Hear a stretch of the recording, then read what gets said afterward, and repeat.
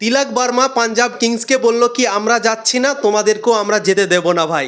পাঁচটা পরপর ম্যাচ হেরে গেল পাঞ্জাব কিংস এবং মনে হচ্ছে কি এই দলটার সাথে হচ্ছেটা কি, এক মুহূর্তে এমনভাবে ম্যাচ জিতছিল কি কোনো দল তাদেরকে হারাতে পারবে না। এখন মনে হচ্ছে কি এমনভাবে তারা ম্যাচ হেরে যাচ্ছে কি কোনো দলের কাছে ম্যাচই জিতবে না বন্ধুরা। 12টা ম্যাচ খেলা হয়ে গেল, 12টা ম্যাচ খেলার পর এখনও 13 পয়েন্টই পড়ে রয়েছে পাঞ্জাব কিংসের দল। 60টা ম্যাচ খেলার পরই তাদের হয়ে গিয়েছিল 13 পয়েন্ট, কিন্তু 7 ম্যাচ থেকে নিয়ে 12 ম্যাচ অবধি চলে গেল, তা সত্ত্বেও কিন্তু ওই 13 পয়েন্টই আটকে গিয়েছে এবং 1 পয়েন্টও তারা আর পাচ্ছে না ভাই। একটা ম্যাচ জেতার জন্য এত সংঘর্ষ করছে পাঞ্জাব কিংস, দেখতে সত্যি ভাই খুবই মন খারাপ হচ্ছে বা অবাকও যাচ্ছি কি হলোটা কি এদেরকে ভাই। এমনভাবে ম্যাচ জিতছিল, ডমিনেট করছিল সব টিমের আগাদিকে এবং এমনভাবে ম্যাচ হেরে যাচ্ছে, যেই দল তাদের সামনে আসছে সেই দলের কাছে ম্যাচ হেরে যাচ্ছে পাঞ্জাব কিংস। মুম্বাই ইন্ডিয়ান্স হারিয়ে দিল, তারপর দিল্লি ক্যাপিটালসও হারিয়ে দিল। তো সত্যি ভাই অবাক লাগছে, সবারই চেহারা মনে হচ্ছে পরিবর্তন হয়ে গিয়েছে পাঞ্জাব কিংসের। শ্রেয়াস আয়ারের চেহারা আজকে দেখলাম ভাই ম্যাচ হারার পর সত্যি অনেকটা ডিসঅ্যাপয়েন্টেড ছিল।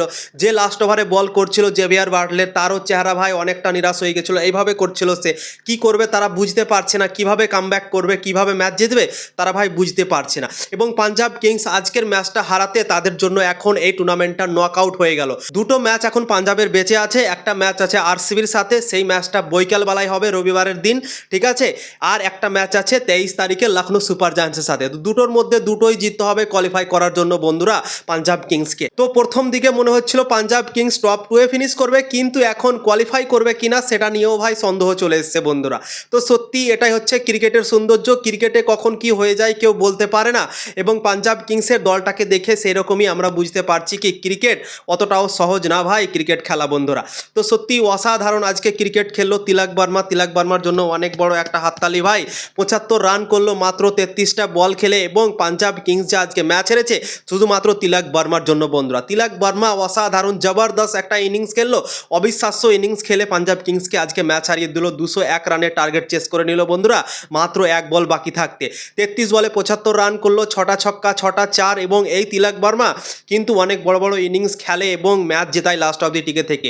গুজরাট টাইটান্সের বিপক্ষেও কিন্তু একটা ম্যাচ সেঞ্চুরি করে এই বছরই জিতিয়েছে মুম্বাই ইন্ডিয়ান্সকে, এবং আজকেও জিতিয়ে দিল। ভারতের দল থেকেও এশিয়া কাপের ফাইনালে পাকিস্তানের বিরুদ্ধে ম্যাচ জিতিয়েছিল। তো তিলক বর্মা আস্তে আস্তে ম্যাচ উইনার প্লেয়ার হয়ে যাচ্ছে এবং ম্যাচ জিতাচ্ছে বন্ধুরা, সত্যি অসাধারণ লাগছে দেখে। তো আজকে জসপ্রীত বুমরা মুম্বাই ইন্ডিয়ান্সের তরফ থেকে প্রথমবার ক্যাপ্টেন্সি করলো বন্ধুরা, এবং প্রথমবার ক্যাপ্টেন্সি করার পরেই কিন্তু নিজের দলকে ম্যাচও জিতিয়ে দিল। হার্দিক পান্ডিয়া আজকের ম্যাচে অ্যাভেলেবল ছিল না, সূর্যকুমার যাদবও আজকের ম্যাচে অ্যাভেলেবল ছিল না, এবং এই দুজন না থাকাতে জসপ্রীত বুমরাকে ক্যাপ্টেন্সি দিয়েছিল মুম্বাই ইন্ডিয়ান্স, এবং জসপ্রীত বুমরা মুম্বাই ইন্ডিয়ান্সকে ম্যাচ জিতিয়ে দিল বন্ধুরা। এবং জসপ্রীত বুমরা আজকে উইকেট নিতে পারেনি, 4 ওভারে 35 রান দিয়েছে, কিন্তু নিজের দলকে ক্যাপ্টেন্সিতে ম্যাচ জিতিয়েছে। বোলিংয়ে লর্ড শার্দুল ঠাকুর ভাই কি আজকে বল করলো, 4 ওভারে 39 রান দিয়ে 4টা উইকেট নিল এবং অসাধারণ বল করলো। কলকাতা নাইট রাইডার্সের বিরুদ্ধে যখন প্রথম ম্যাচটা হয়েছিল আইপিএল শুরুতে, তখনও কিন্তু শার্দুল ঠাকুর অসাধারণ বল করেছিল, 3-4টা মতো উইকেট নিয়েছিল সেই ম্যাচটাতেও বন্ধুরা। তো অসাধারণ শার্দুল ঠাকুর বল করছে, নিজের দমে দুটো ম্যাচ জেতালো শার্দুল ঠাকুর। সত্যি ভাই অনেক ভালো লাগছে তার বোলিং দেখে। এবং এই শার্দুল ঠাকুরকে কিন্তু মুম্বাই ইন্ডিয়ান্স প্রত্যেকটা ম্যাচ খেলায় না, 2-1টা করে হয়তো ম্যাচ খেলাচ্ছে এবং তাকে আবার বসিয়ে দিচ্ছে, আবার নিয়ে আসছে, এরকমই চললো আইপিএল 2026 সালটা। 107 রানে একটা উইকেট ছিল পাঞ্জাব কিংসের, এবং 140 রান যেতে যেতে 60টা উইকেট পড়ে গিয়েছিল। 33 রানে 6টা উইকেট হারিয়েছিল পাঞ্জাব কিংস, এবং তখনই সমস্যার মধ্যে পড়ে গিয়েছিল, কিন্তু লাস্ট মুহূর্তে তাদের জন্য ফিনিশিং ভালো হয়।